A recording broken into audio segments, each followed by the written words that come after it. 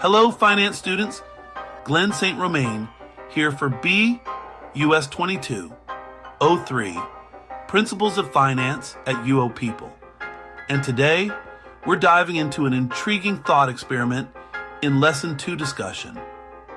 What would happen to bond prices if terrorism ended, nations disarmed, and free trade flourished globally? Let's check this out. First of all, in a world without terrorism and with unilateral disarmament, geopolitical risks would plummet. Investors typically demand higher yields for bonds from riskier environments.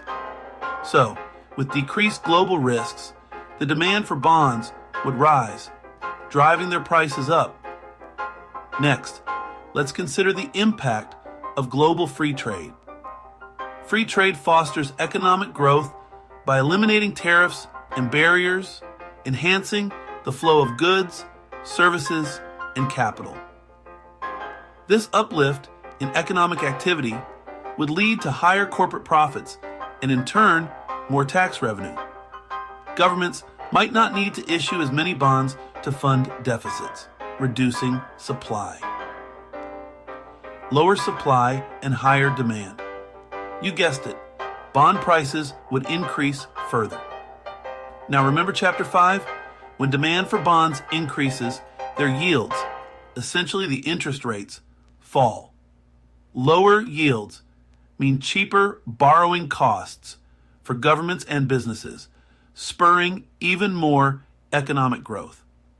It's a self-reinforcing cycle of prosperity. But don't forget the flip side. With lower yields, conservative investors might shift their portfolios towards higher-yielding assets like stocks or real estate.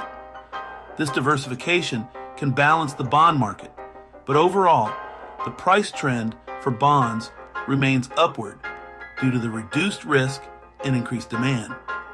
In essence, a peaceful, cooperative global landscape would create a bond market characterized by high prices and low yields. It sounds almost utopian, right? All right now, finance aficionados, for your assignment, I'd love to hear your thoughts in this discussion. Dive deep and bring your discussion to life. I do not want any copying and pasting or AI-generated content. Please cite any sources, such as your textbook or any online sources in APA format, and bring your unique perspectives to the table. I just cannot wait to read your assignments. Until next time, keep crunching those numbers and dream big.